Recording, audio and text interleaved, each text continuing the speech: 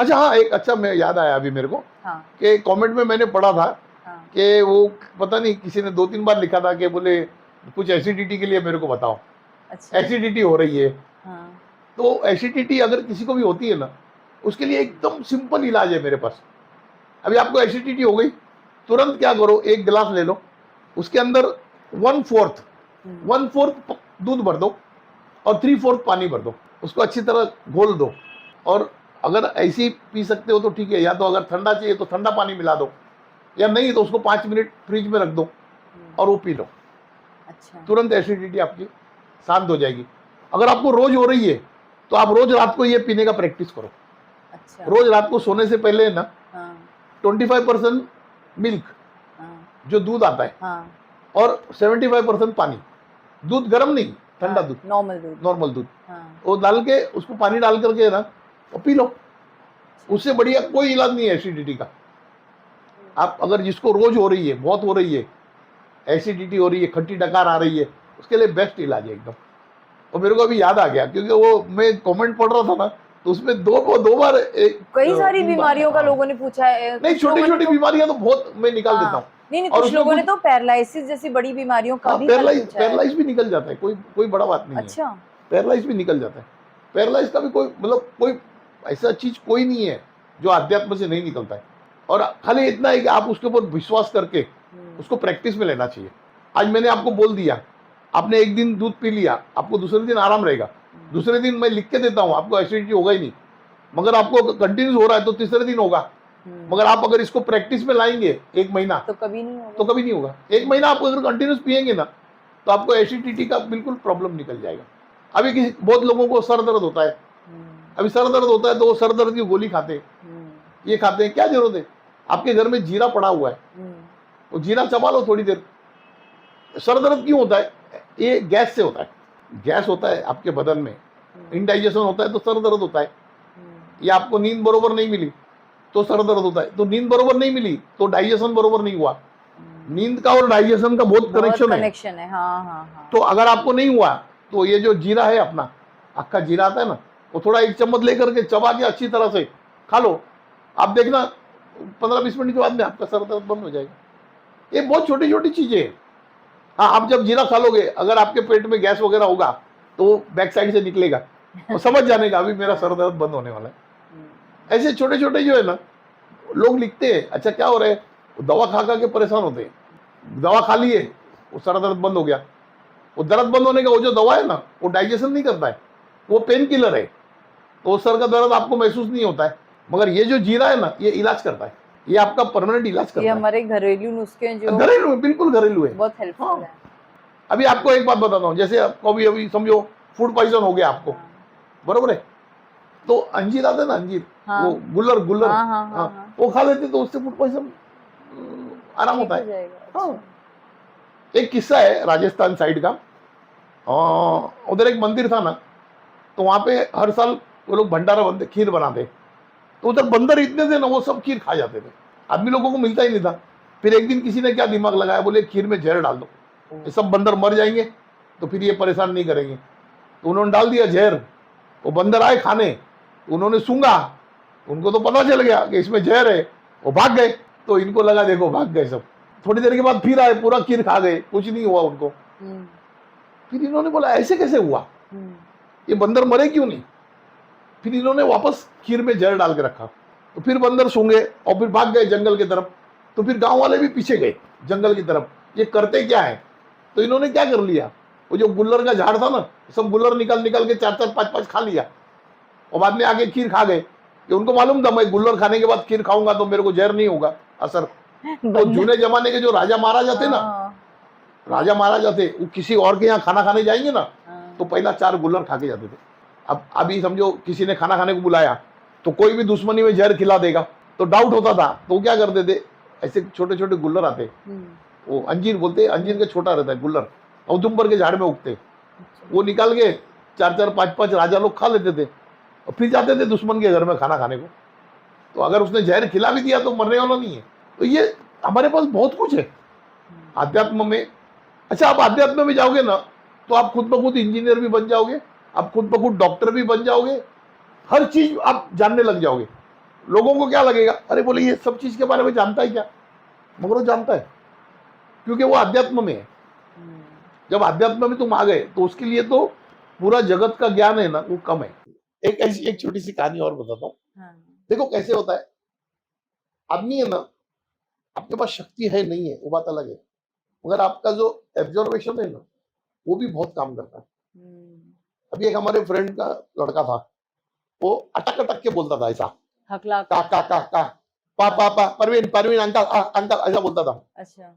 एक दिन मैं जब उसके ऑफिस में गया तो बाजू में साईं बाबा का मंदिर था, हाँ, तो वो आरती बराबर गा रहा है।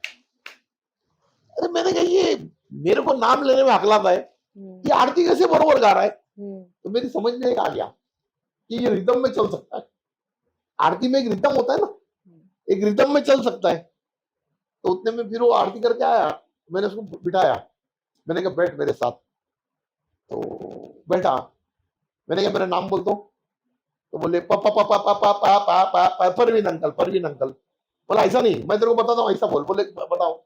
बोला ऐसा बोल, परवीन अंकल ऐसा बोल दो। 1 मिनट में बोला उसने परवीन अंकल। मैंने कहा तू ऐसा बोला कर। अरे उसका तो एकदम पूरा उसका जैसे कि उसको पूरी दुनिया ही मिल गई। मैंने कहा तेरे को जो भी बोलना है ना ऐसा धुन में बोला कर। अरे बाप रे बाप पूछो मत, 2 दिन तक तो जो दिखे ना, सुरेश अंकल, ओ मामी, अरे और घर में भी मामी मेरे को खाना दे दे। अरे बातें अटकना बंद। अच्छा ये ऑब्जर्वेशन था, अपन ने किया कुछ नहीं, खाली हमने ये देखा कि उसको कौन सा ताल मिल रहा है। अरे वो इतना बोलने लगा ना कि वो उसके पिताजी उसके घर वाले बोले परवीन तूने इसको काम पे लगा दिया। अच्छा खुद ना लेना ना देना, वो कहीं चला जाए और देखे ना किशोर अंकल आप क्या कर रहे हो। किशोर बोले इसको क्या हो गया। उसका पिताजी बोले बोले इसने सिखा दिया बोले इसको बोलना। ये ऐसे होता है कभी कभी, बात बहुत छोटी होती है मगर लोग लोग डर जाते हाँ, कि मेरा मेरा बच्चा हकला रहा है, मेरा बच्चा उसकी हकला रहा है। जिंदगी बदल गई ना उस बच्चे अरे की। उसका कॉन्फिडेंस खुल गया, हाँ, उसको मालूम पड़ गया कि मैं बोल पाता हूँ। हाँ, हालांकि अभी तो अच्छा बोल रहा है क्योंकि वो धीरे धीरे रिदम पकड़ते पकड़ते अभी वो नॉर्मल बोलता है। अभी अटकता नहीं ज्यादा, मगर उस टाइम बहुत अटकता था, यानी बोल ही नहीं पाता था।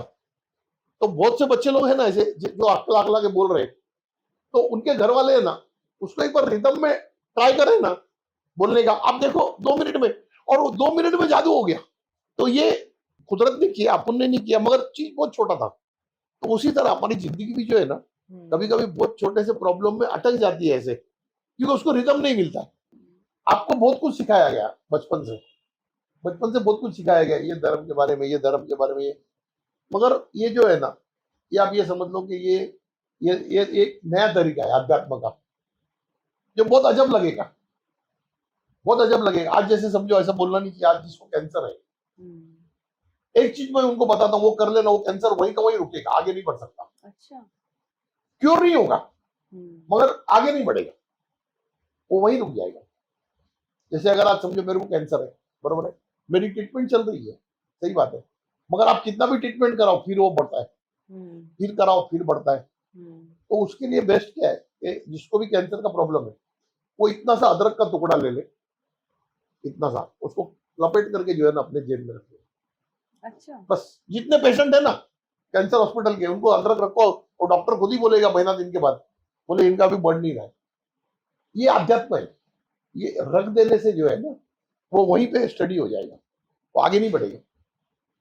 ऐसे बहुत से लोगों का ट्रीटमेंट किया है मैंने, मगर उसका भी एक ही है, जैसे अमोशा खत्म होगा, अमोशा खत्म होगा तो दूसरे दिन इसको पानी में डालना पड़ेगा, फिर दूसरा रखना पड़ेगा। तो या तो आप आपके गले में ऐसे डोरी बांधते हो, एक डोरी के अंदर एक छोटी सी थैली रख दो कपड़े की, उसके अंदर अदरक रख दो और रबर लगा दो ऊपर से, फिर जैसे ही अमौस खत्म होता है उसको निकाल करके पानी में डाल दो, नया रख दो, उससे वो बढ़ेगा नहीं, वो उसी स्टेज पर खड़ा रहेगा। फिर आप ट्रीटमेंट करो या मत करो मगर वो वहीं रहेगा। आज ट्रीटमेंट क्यों करना पड़ रहा है, क्योंकि वो बढ़ रहा है, स्प्रेड हो रहा है इधर। जो मैंने देखा हूं ना इसमें कुछ कुछ बीमारियां जो है ना वो बीमारियां नहीं है, वो बीमारियां नहीं है, वो उसका रिवर्स इफेक्ट है, किसी चीज का रिवर्स इफेक्ट है। जैसे जैसे अभी आपने थोड़ी देर पहले बोला ना कि जो आदमी तंत्र करता है तो उसको भोगना पड़ता है, उसको नहीं भोगना पड़ता है, उसके आगे की पीढ़ियों को भोगना पड़ता है। ओ। अभी एक दिन मेरा ऐसी हो गया था, राजीव गांधी कैंसर हॉस्पिटल है ना, वहां पे मैं और इनके पिताजी खड़े थे बालकनी में। अब मेरे को तंबाकू खाने का शौक, मैं तंबाकू बना रहा था। उतने में वो उधर का जो मेन था वो आकर के मेरे बाजू में खड़ा हुआ, मेरे को बोलता क्या कर रहे हो आप? मैंने कहा सर खाएंगे आप तंबाकू? बोले तुम कैंसर हॉस्पिटल में खड़ रहे के तंबाकू बना रहा है? मैंने कहा क्या हो गया उसमें? बोले यार तुम भी अजब आदमी है। मैंने कहा साहब ये कैंसर तंबाकू से होता है? बोले हाँ। मैंने कहा चलो उधर वो जो 5 साल के बच्चे को कैंसर हुआ है तंबाकू से हुआ है, उसने कब तंबाकू खाया? आज 2 साल का बच्चा है उसको कैंसर हुआ है, कब तंबाकू खाया उसने? तो सोच में पड़ गया 2 मिनट। बोले आंसर क्या देंगे मेरे को? वो बोलता है यार तुम साइंस बोल रही है। बोला सर मैं भी जो बोल रहा हूँ वो भी साइंस ही बोल रहा हूँ मैं। तो ये 5 साल का बच्चा है, इसने कब तंबाकू खाया, इसको कैंसर क्यों हुआ? बोले नहीं उसके अलग अलग फैक्टर होते हैं। मैंने कहा हाँ, तो वो अलग अलग फैक्टर है ना, इसलिए मैं तंबाकू खा रहा हूँ, मेरे को मालूम है तंबाकू वो फैक्टर नहीं है। ये जो एक कैंसर और एक एड्स, ये जो 2 बीमारी है ना, ये डिसीज नहीं है, ये डिसीज नहीं है। ये जो है ना, ये जो तंत्र साधना जब टूटती है ना, तब ये रिवर्स इफेक्ट में आता है। और ये कब आता है? अगर मैंने आज आप पे तंत्र किया, बराबर है, तो आप गुजर गए और मैं भी गुजर गया, मगर वो तंत्र नहीं गुजरा है, वो तंत्र तो चल ही रहा है, एनर्जी है। एनर्जी है।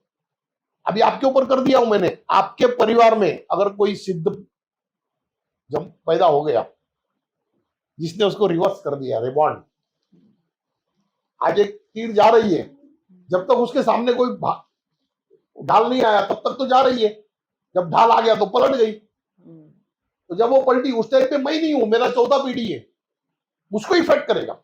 ये लोग समझ नहीं पा रहे। ये जो इफेक्ट आ रहा है ये अपने को जितना छोटा लग रहा है उतना छोटा संसार नहीं है। हाँ मतलब इस पॉइंट ऑफ व्यू से कभी सोचा ही अब नहीं। ये जो मैं अदरक बोल रहा हूँ, ये कोई डॉक्टर को आप बोलोगे तो बोलेगा पागल आदमी होगा कोई, कोई नहीं मगर मानेगा। जिन्होंने किया है, अभी मैं नाम नहीं बोलना चाहता किसी का, मगर जिन्होंने किया है वो आज भी मान रहे हैं ना। अच्छा एक आदमी था ऐसे, उसको उल्टी करे तो ब्लड आ रहा था, खून की उल्टियां। हाँ उल्टी हो रही थी। फिर वो उधर था, मतलब कलकत्ता में था, मैं तो बॉम्बे में था। तो उसकी लड़की ने मेरे को बोला, बोले यार मेरे पापा को ऐसा ऐसा हो रहा है। मैंने कहा एक काम कर उसको अदरक रखने को बोल, नहीं होएगा ब्लड, रख दिया अदरक, नहीं हुआ। फिर बाद में 2-3 महीने के बाद में फिर एक बार फोन आया, मेरे को बोलती भाई वो वापस हो रहा है। मैंने कहा उसने रखा नहीं, पूछो रखा है क्या? भूल गया रखने का। मैंने कहा अब तो तेरे को जिंदगी भर रखना पड़ेगा, प्रोटेक्शन तो रखना पड़ेगा, क्योंकि जो तीर चल गया है वो वापस नहीं होने वाला है, जो चल गया है वो तो वापस नहीं होगा। उसका कोई काट नहीं होता। काट होता है, मगर वो उसके खानदान में कोई सिद्ध पैदा हुए जो काट करे। ये एक जन्म में तो तुम काट नहीं कर पाओगे, क्योंकि एक जन्म का ही नहीं, ये तो 10वें जन्म का है। ये जो है, ये जो खेल है, ये 10वें जन्म से चल रहा है। आज मैंने, एक सिंपल चीज है, आज मैं आपके घर पे आया, बरोबर है, आज मैंने यहाँ पे कोई गंदगी डाल के गया, बरोबर है, आप भी चले गए, फिर कोई और आ गया रहने के लिए, मतलब वो उसी तरह से बोलता हूँ, मगर वो तो है ना, वो कहाँ गया? हाँ उसको तो किसी ने निकाला नहीं। अच्छा वो जड़ की तरह है, फैलेगा। जैसे जैसे एक झाड़ लगा दिया, वो अपना जड़ पकड़ लेता है, उसका तो कोई इलाज है ही नहीं।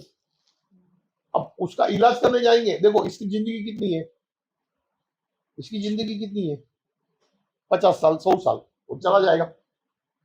फिर इसके बाद में मैं आज लिख के देता हूँ कि उसका जो वंशज होगा ना आगे, उसको कैंसर होगा, ओहो। फिर उसको भी यही करना पड़ेगा, उसको भी यही करना पड़ेगा, रखना पड़ेगा।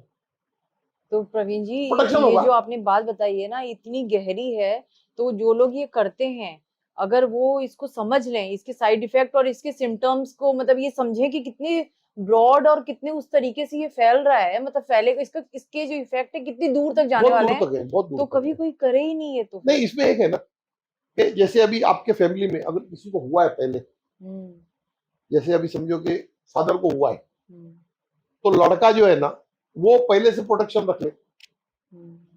जब वो प्रोटेक्शन रख लेगा तो वो उसके अंदर एंटर नहीं होगा, उसके अंदर एंटर नहीं होगा तो उसके बच्चे के अंदर एंटर नहीं होगा। हाँ। ये इसका तोड़ है। आज अगर मैं भी बोलूंगा कि इसको मैं समाप्त कर सकता हूं तो समाप्त नहीं कर सकता, क्योंकि मैंने एक बार हुक्म लिया था।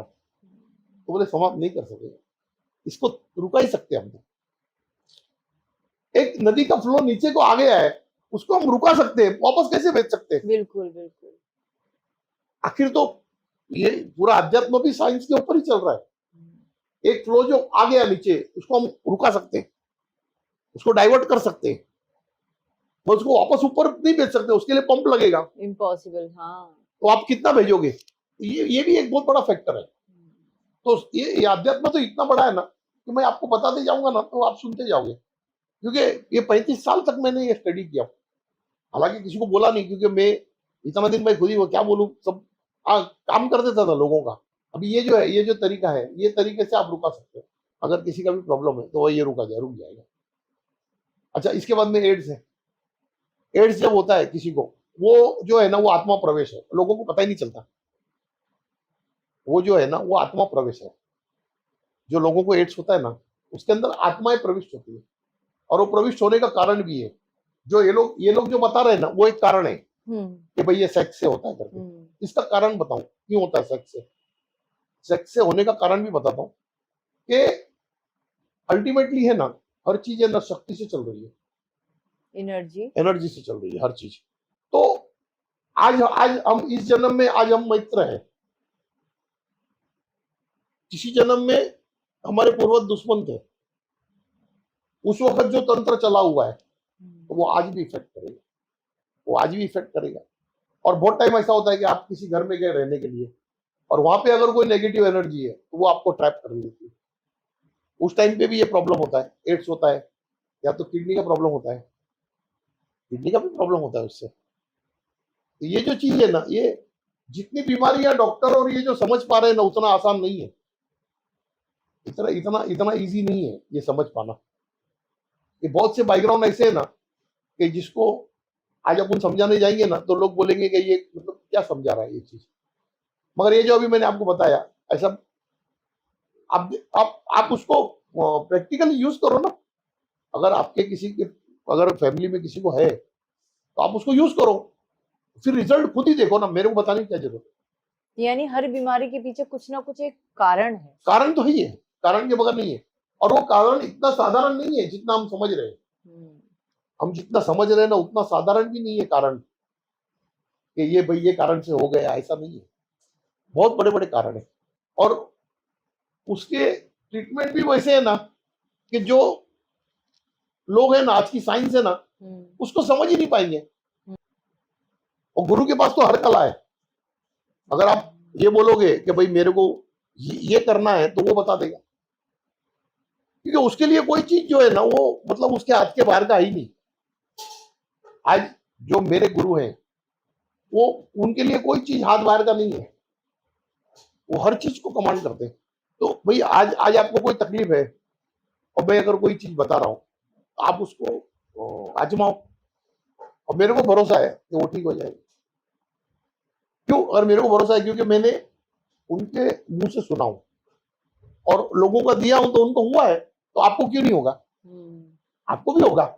ये कुछ कुछ ऐसी है ना चीजें जो के बीच में, जो यहाँ पे जैसे वो डायलिसिस सेंटर चला रहे थे, एक बहुत बड़ा, मतलब यहाँ पे वो बंगला साइड में चला रहे थे। उस टाइम पे मैं एक दो जन को खोज रहा था, मैंने कहा यार उनका कोई मेन आदमी मिले ना, तो मैं उसको एक चीज बताना चाहता हूँ कि जो लोग डायलिसिस को आएंगे, वो डायलिसिस आप करो, और उसके साथ में ये भी करो जो मैं बता रहा हूँ। ना उसको कुछ खिलाना है, ना कुछ पिलाना है, खाली जब उसको आप बेड पे लेटाते हो तभी नीचे ये चीज रखना है, और जब वो चला जाएगा तो ये चीज उठा के पानी में डाल देना। आप देखना, जिसको 10 दिन में डायलिसिस करना पड़ता है ना, उसको फिर 30 दिन में करना पड़ेगा, क्योंकि वो नेगेटिविटी निकालना जो है ना, वो मेरे को पता है क्यों, कैसे निकालना उसको, कि उसको कैसे निकाला जाए, जड़ से जो निकालना है, तो वो निकालने का तरीका आना चाहिए। आज एक सिंपल चीज है, एक जगह पे गंदा पानी है, बरोबर है, आप उसमें से 2 गिलास निकाल रहे हो, फिर 3 गिलास अच्छा डाल रहे हो, तो वो अच्छा हो जा रहा है। फिर वो अच्छा पानी जो है वो भी गंदा हो जा रहा है। हाँ। फिर निकाल रहे, फिर डाल रहे, यही चालू है। पहले गंदगी को साफ तुमको वो करें। बर्तन साफ करने का पता ही नहीं है। हाँ। ये बर्तन कैसे साफ हो जाएगा, ताकि गंदा पानी बने ही नहीं। ये बहुत सी चीजें है ना ऐसे, कि मतलब जिसको हम बोलने जाएंगे ना, तो वो लोग अगर आजमाएंगे, तो वो फिर भगवान मानेंगे, बोले ये भगवान ने आशीर्वाद दिया है। और बाबा जो है ना हमारे, उनका दिया हुआ एक लफ्ज हो गया ना तो खत्म, फिर उसके आगे कुछ नहीं चलता।